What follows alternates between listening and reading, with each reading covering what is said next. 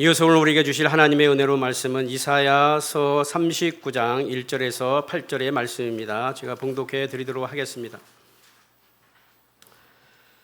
그때에 발라단의 아들 바벨론 왕 무르닥 발라단이 히스기야가 병들었다가 나았다 함을 듣고 히스기야에게 글과 예물을 보낸지라.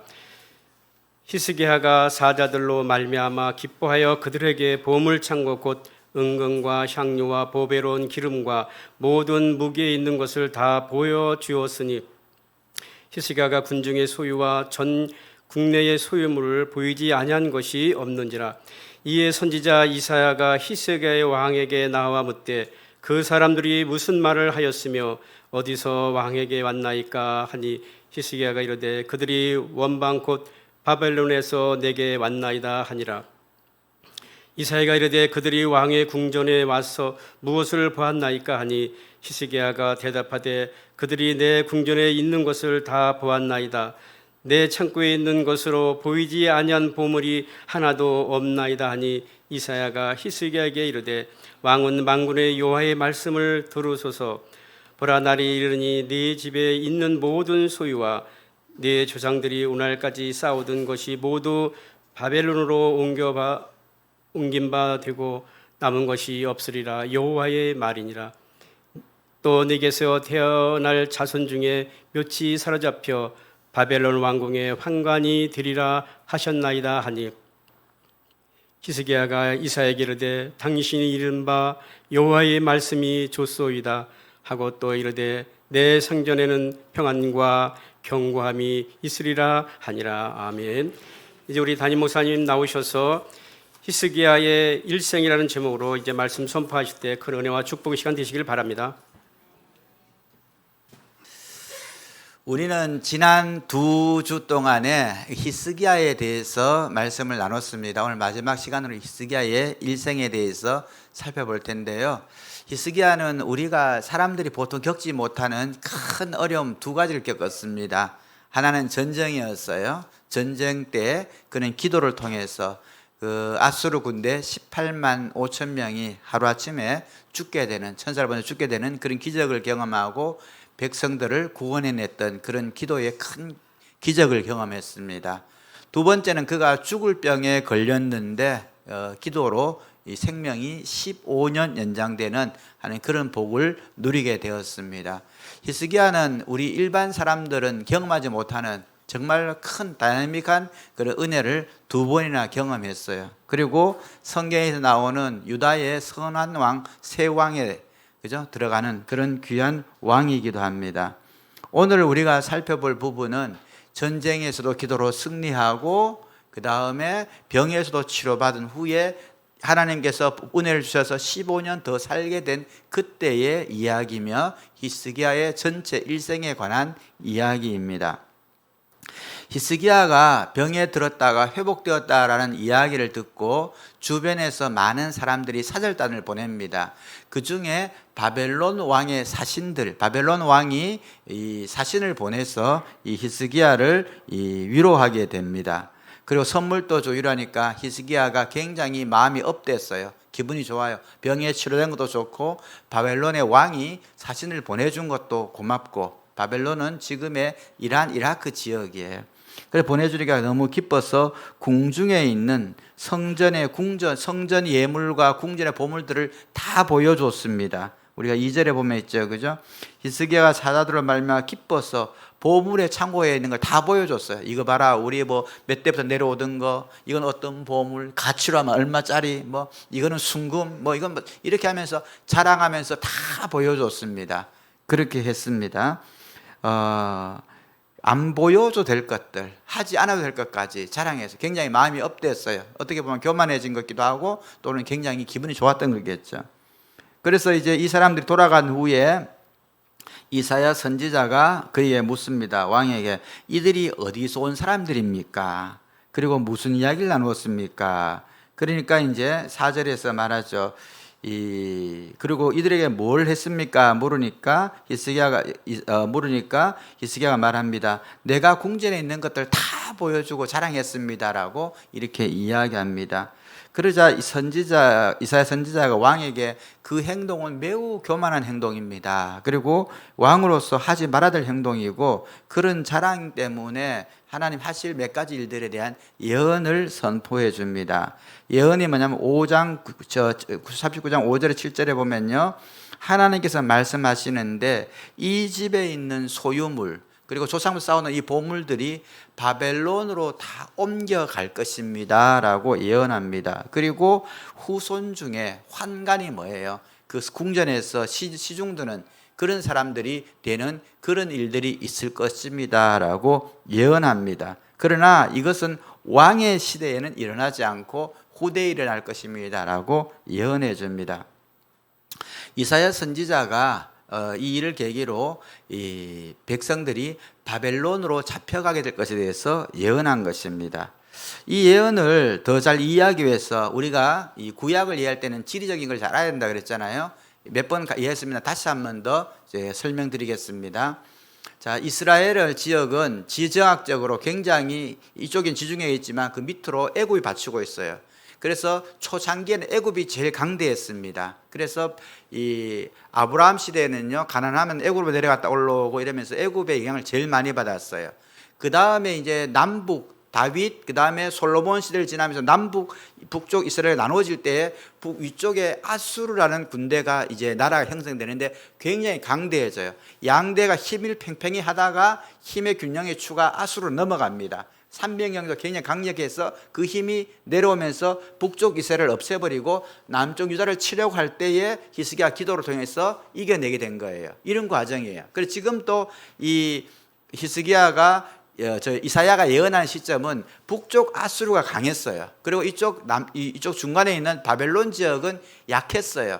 바벨론 왕이 사신을 보낸 이유가 뭐냐?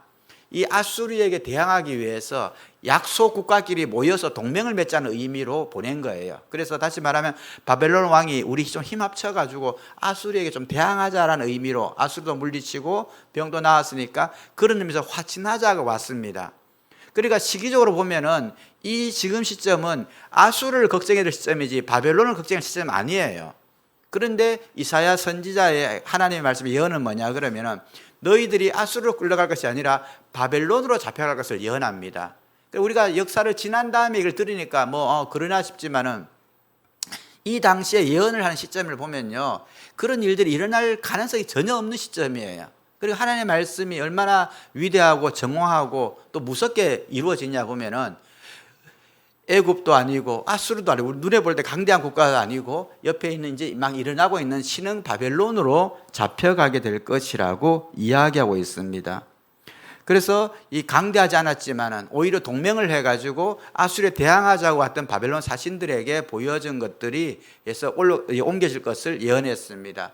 여기서 우리 하나 알아야 될 것은 히스기야의 교만 혹은 히스기야의 이 죄 때문에 망해가지고 옮겨간다 이건 아니에요. 그렇게 보면 안 돼요. 이미 유다에 쌓여있던 죄가 누적되어서 옮겨가는 것이고 그 예언의 상징적인 것들로 이런 일이 일어났기 때문에 이사야 선지자를 통해서 예언해 주는 거지, 히스기야 이 잘못 때문에 결과적으로 이스라엘이 이렇게 바벨론에 잡혀간다라고 그렇게 봐서는 안 됩니다.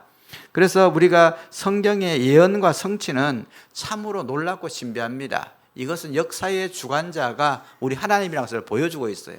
지금 위에 강대국 아수르에게 겨우 이겨냈고 이쪽은 이제 신흥이 이제 일어나고 있는 데인데 이쪽으로 잡혀갈 것을 지금 이야기하는 것을 보게 됩니다. 이제 우리는 이제 오늘 살펴볼 말씀은요, 히스기야의 후반기의 삶에 대해서 살펴보겠습니다. 그의 인생의 전반기는 전쟁에서도 기도로 승리했고요, 병든 가운데 기도로 승리하는 아주 훌륭한 삶을 살았습니다. 그러나 그의 후반기의 삶은 전반기의 영적인 삶에 비해서 조금 그렇지 못했어요. 왜냐하면은 오늘 본문의 것처럼 보면은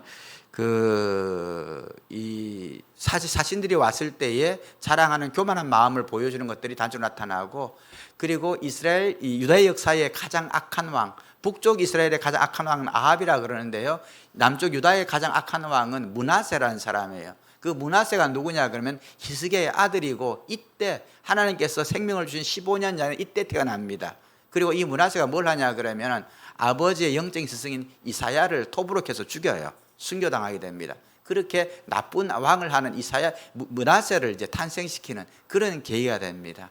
그래서 많은 성경학자들, 연구가들은요, 히스기야가 하나님의 복을 받아 살게 된 15년의 기간이 과연 축복이었는가라는 의문을 제시합니다. 차라리 그가 그때에 깔끔하게 생을 마감했으면 더 아름답게 남았을 텐데 15년 더 사는 것 때문에 그의 삶이 전반기처럼 영적으로 뭐 새롭지도 않았고 오히려 므낫세 같은 애를 낳아가지고 나라를 더 이상하게 만들고 뭐 이런 경우가 있었기 때문입니다. 히스기야 인생의 전체로 본다면요, 그는 매우 잘 산 왕이에요. 선한 왕이었고요, 위기를 이겨낸 왕이었고요, 하나님께 기도로 승리했던 왕입니다. 그러나 후반부는 좀 아쉬워요. 그럼에도 불구하고 그는 인생을 참 잘 살아가신 분입니다. 인생 전체로 귀하게 사신 것을 부정해서는 안 됩니다. 그러나 우리 마음에, 그죠? 잘하는 사람이 좀 더 잘하기를 바라는 것은 우리의 마음이에요. 그런데 그가 잘하던 사람이 조금 못하니까 마음에 그냥 아쉬움이 남는 겁니다. 뭐 그렇게 해도 다른 왕들에 비해서는 더 잘 산 거지만은 우리가 볼 때는 좀 아쉬움이 남죠. 전반기보다 후반기가 더 좋았으면 좋았지 않았을까라고 이야기하는, 생각해 보게 됩니다. 그래서 오늘 우리는 이 히스기야 일생 후반기를 통해서 삶을 통해서 우리가 영적 교훈을 받기를 원하는데요, 우리의 인생의 후반기는 어떻게 살며 어떻게 마무리해가는 것이 성경적으로 아름다운가에 대해서 우리가 살펴보겠습니다. 성경에는 여러 명의 왕, 그리고 지도자, 리더들이 나타납니다. 그들의 삶을 전반기와 후반기로 나누어서 본다면요, 세 가지 유형으로 정리할 수 있어요. 첫 번째는요, 화려한 전반기를 보냈지만은 그저 평범하게 마무리하는 사람들이 불과했습니다. 두 번째는요, 화려한 전반기를 보냈는데 반면에 비참한 마무리를 하는 사람이 있어요. 세 번째는 그냥 평범한 전반기를 보냈는데 화려한 마무리를, 갈수록 잘 되는 사람들이 있습니다. 이 세 종류 중에 있습니다. 물론 뭐 이상하게 살다가 이상하게 끝난 사람들, 그건 우리가 다룰 주제가 아니기 때문에 뺍니다. 그냥 대체적으로 그나마 잘한 사람들 중에는 이렇게 세 가지 부류로 우리가 볼 수 있는데요, 하나씩 한번 살펴보면요, 시작은 굉장히 화려했는데 평범한 마무리를 한, 전반기보다 후반기 못한 사람들, 다윗이 그 예예요.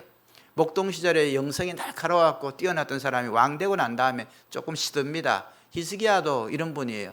대부분 이분들은 잘 살았어요. 하나님의 귀하게 쓰임 받았는데 그의 인생의 전반기보다는 후반기가 평범하게 마무리해서 사람들로 하여금 조금 아쉬움을 남게 하는 그런 삶을 살았습니다. 두 번째, 화려한 전반기를 살았음에 비하고 비참한 마무리하는 사람들이 있어요. 사울 왕이 대표적입니다. 사울 왕은 하나님 왕에 부르심 받을 때는 그가 굉장히 겸손했고, 우리 앞으로 이제 금요 기도에 또 되게 하게 되면은 사울 왕에 대해서 보게 될 텐데요, 겸손했고 능력이 뛰어났던데 나중에는 그가 하나님을 떠나고 또 버림되는 경우를 보게 됩니다. 우시아가 어때요? 젊을 때는 하나님을 잘 섬기다가 나중에는 자기 스스로 제사장이 하는 일을 하고 하다가 문둥병 걸려서 비참한 마지막을 합니다. 삼손 어때요? 젊을 때에 하나님께 큰 나신을 해서 힘과 능력을 받았는데 마지막에는 여인에게 팔려가가지고 두 눈 뽑히고 비참한 인생의 마지막을 사는 그런 삶을 사는 사사로 남게 됩니다. 이렇게 시작은 너무나 은혜롭고 좋았는데 마지막이 너무 안 좋아서 우리로 하여금 매우 안타까운, 또 역사에 안타까운 아픔의 교훈을 남기는 분들의 지도자들이 있었어요. 그리고 이제 세 번째로 볼 것은 전반기는 잘 못 살았어요. 그러나 갈수록 인생을 마무리를 아름답게 하신 분이 있는데요, 그 대표적인 분이 사도 바울 같은 분입니다. 예수님 만나기 전에는요, 예수님 믿는 사람을 잡아서 가두는, 그리고 스데반의 죽음에서 옹호하던 그런 죄인의 개수로 살았지만 복음을 알고 예수를 만나고 난 다음에 그가 일평생 복음 전도자의 삶을 사는 이방인의 사도로 살다가 그의 인생을 마무리하는 그런 아름다운 삶을 살았습니다. 우리는 이 세 가지 중에 어디엔가 해당되게 될 거예요. 그리고 우리는 어떻게 우리의 삶을 살아야 될 것인가. 우리가 히스기야의 인생의 마지막을 받는 교훈이 있다면요, 시작이 좋았다면 끝도 좋아야 된다는 것입니다. 갈라디아서에서는 사도 바울이 갈라디아 교인들을 위해서 책망할 때 그래요. 너희가 어찌 성령으로 시작했다 육체로 마치려 하느냐. 성령으로 시작했다면 성령으로 마쳐야 되는데 성령으로 시작한 사람들이 어떻게 육체로 마치려고 하느냐라고 이렇게 이야기하는 부분도 나옵니다. 오늘은 연합예배를 우리 아이들과 함께 드립니다. 우리 아이들에게 당부합니다. 우리 젊은 시절에 예수님 잘 믿는 거 아주 귀해요. 우리 청년들 제가 보면서 감동을 참 많이 받았어요. 그리고 저의 모습도 한번 생각해 되었습니다. 귀합니다. 그러나 이것이 여러분의 믿음의 전성기가 되어서는 안 돼요. 나의 믿음의 전성기는 젊은 시절 청년 때였다, 결혼하기 전이었다, 이렇게 한 줄로 요약하면 참 슬플 거예요. 우리의 믿음의 전성기는요, 해가 가고 세월이 갈수록 주님 만나는 마지막 그 순간이 내 인생의 최고의 정점이 될 수 있도록 그렇게 전진해야 됩니다. 우리는 전반기보다 더 아름다운 후반기를 마련하기 위해서 또 준비하고 점검해야 될 부분들이 있습니다. 리더십의 대가인 한 분이 리더십에 대해서 이런 말을 했습니다. 리더십에 관한 토론은 보통 능력과 경쟁에 대한 이야기로 시작되지만 반드시 한 개인의 인격과 성실성에 대한 이야기로 끝나는 경우가 많다. 이게 굉장히 중요한 이야기예요. 사람들이 처음에 누군가를 평가할 때예요, 어떻게 평가하냐 그러면 저 사람 얼마나 많은 업적을 남겼느냐, 사회적으로 얼마나 출세했느냐, 공부는 얼마나 잘했느냐, 이런 능력에 관한 문제, 경쟁에서 이겼느냐에 관한 문제에 굉장히 이야기를 많이 합니다. 그러나 그 이야기가 깊어지면요, 그 다음에 하는 이야기의 마지막 이야기가 뭐냐면 그가 예수님을 잘 믿는 사람이었느냐, 아니면 인격적으로 훌륭한 사람이었느냐, 성품은 괜찮았느냐, 이런 이야기로 귀결된다는 거예요. 다시 말하면은 인생의 전반기에 우리가 좋은 사람들 일반적으로 두는 주안점은 뭐냐 그러면 성공, 성취, 능력, 개인의 자랑, 이런 것들입니다. 내가 얼마나 성공했느냐, 내가 어느 대학 갔느냐, 어느 직장 들어갔느냐, 얼마나 업적을 남겼느냐, 내가 뭐 전개에 진출했느냐, 내가 재산이 다른 친구들보다 훨씬 많으냐, 이런 걸로 인생의 전반기는 사는 사람들이 굉장히 많아요. 그러나 인생의 후반기와 주님 만나는 시점이 가까워질수록 사람들의 평판이나 하나님의 평판이 뭐냐 그러면 그가 얼마나 예수님 닮은 성품을 가졌느냐, 인품이 뛰어나냐, 그의 영성은 어떤가, 그의 주변의 관계의 사람들 얼마나 좋은가로 평가되고 결정된다는 것입니다. 그래서 처음에 우리가 젊을 때는요, 이 말이 잘 이해가 안 돼요. 저도 그랬습니다. 저도 젊은 시절에는요, 이 신앙 좋고 착하다 그러면서 무능력한 사람들 보면 굉장히 좀 싫어했던 게 많아요. 근데 그건 제가 많이 회개합니다. 잘못 알았던 거예요. 그렇잖아요.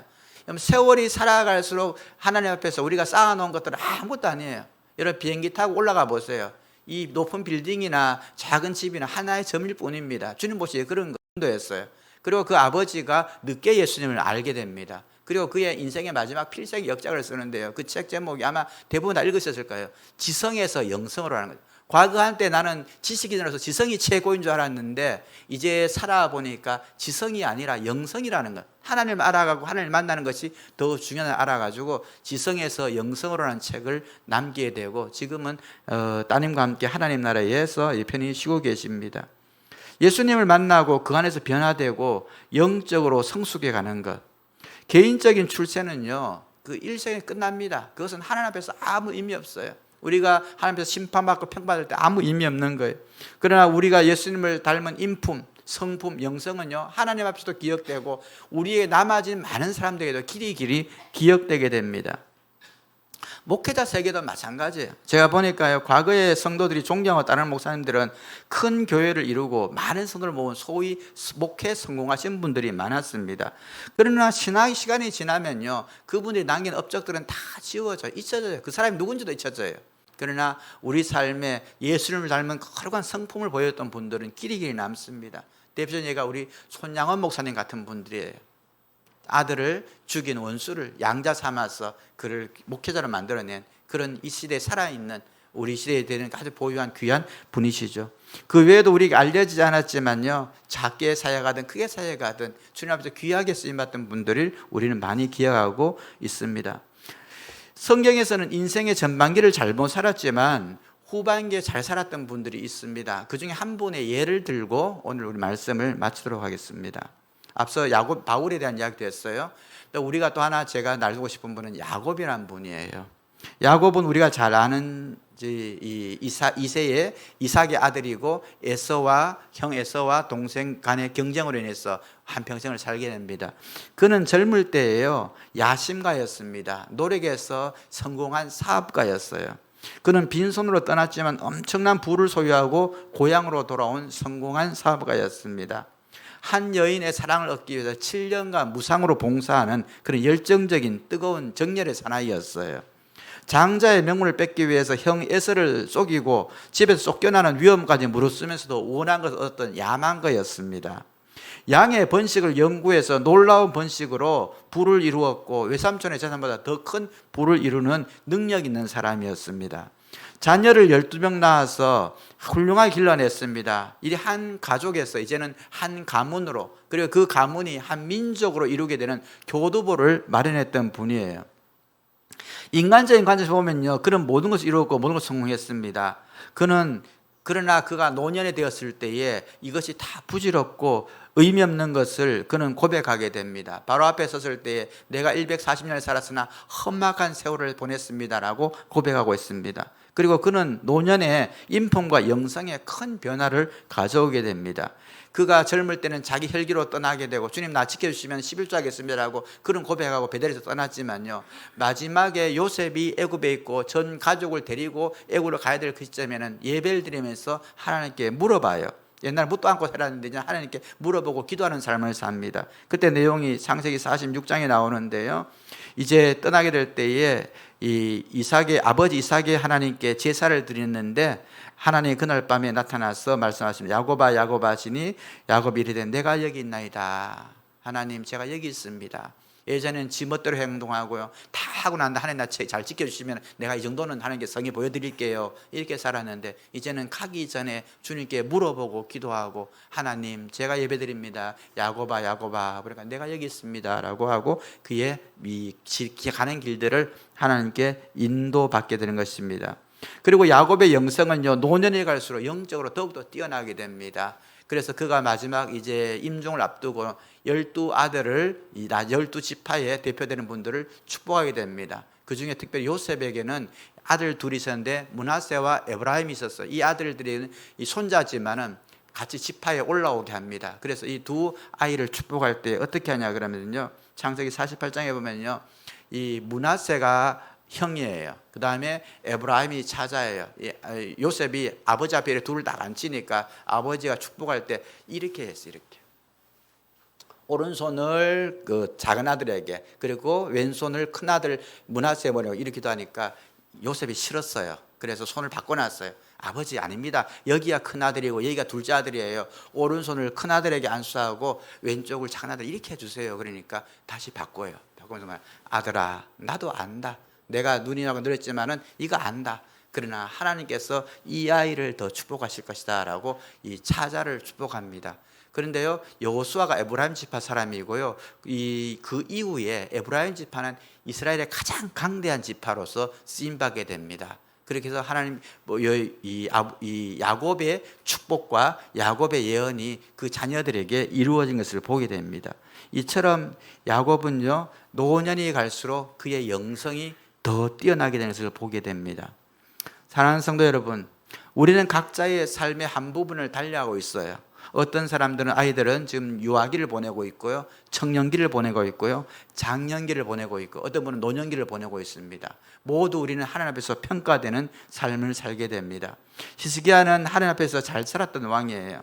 그러나 그가 축복으로 살게 됐던 삶에 축복으로 받았던 15년이 전반기보다가 더 그렇게 낫지 못했기 때문에 우리로 하여금 안타까움을 자아내게 하는 것을 보게 됩니다. 우리가 물질적으로 복을 받고 사회적으로 성공하고 그렇다면 그것이 하나님께 영광이 돼야 되는데 그렇지 못하게 간다면요, 그것은 오히려 슬픔이에요. 그래서 제가 헌금 기도할 때마다 하잖아요. 복을 받으면 하나님도 잘 섬겨야 돼요. 복을 받으면 이웃도 잘 섬겨야 돼요. 그러면 하나님께서 복을 계수시죠. 그런데 복을 줄 때마다 이상한 대로 세요. 그러면 잘 줘야 될 이유가 없어요. 하나님 앞장에서 그가 잘 되게 될 이유가 없습니다. 그래서 우리는 축복의 선순환을 일으키는 믿음의 가족이 되어야 되고요, 또한 오늘보다 내일이 나아지고 내일보다는 미래가 나아져서 우리가 세월이 갈수록 우리의 육신은 쇠할 수밖에 없습니다. 그러나 우리의 영적 영성은 날로 날로 새로워져서 하나님을 더 잘 섬기는 믿음의 가족이 되어야 돼요.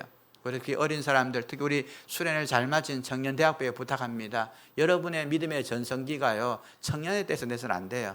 나의 믿음의 전성기를 이야기하라 할 때에 청년대가 아니에요. 나의 믿음의 전성기는 아직 오지 않았습니다.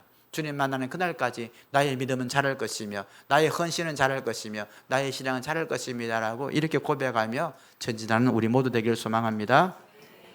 같이 기도합니다. 기도 제목 3가지 드리겠습니다. 나의 믿음과 인품과 영성이 계속해서 자라며 성장하게 해 주옵소서. 결단의 기도 드립니다. 하나님의 나라와 하나님의 영광을 추구하며 사는 교회와 성도 되게 하여 주옵소서. 기도합니다. 육체적, 경제적, 영적 회복이 필요한 성도들이 있어요. 아직 예수님을 믿지 못하는 우리 가족들을 위해서 기도합니다. 경제적 어려운 우리 지체들을 위해서 기도합니다. 또 육체적 회복을 위한 지체들을 위해서 함께 우리의 결단의 기도 기도하겠습니다. 함께 기도드리겠습니다. 사랑의 하나님 감사드립니다. 우리가 주님 우리의 믿음과 우리의 영성은 날로 날로 새로워지게 하시고 우리의 믿음의 전성기는 과거의 한때가 아니라 우리의 현재와 미래에 있게 하여 주옵소서. 이 시간 또 귀한 예물 올려드립니다. 주님 사랑하는 마음으로 열의 하나를 구별해 드리고 감사와 선교와 비전의 예물 제물 따라 주께 올려드립니다. 주를 위해 살고자 하는 자가 어떤 복을 받는지, 주께서 그들의 인생을 어떻게 채우시는지 이들의 생애와 이들의 자녀를 통해서 증명하여 주옵시고, 하나님 복을 받을 때마다 하나님도 잘 섬기고 이웃께 더 잘 섬기는 축복의 선순환을 일으키는 믿음의 가족 되게 하여 주옵소서. 이 시간 대청부에서 은혜의 찬양으로 섬깁니다. 성령 하나님 이 시간 임재하여 주옵시고 찬양 가운데 함께하여 주옵시고 찬양을 통해서 하나님 영광 받으시며 우리 성도들의 마음에 하나님 은혜와 성령의 감동하심을 채워 주옵소서. 예수님 이름으로 기도드립니다. 아멘.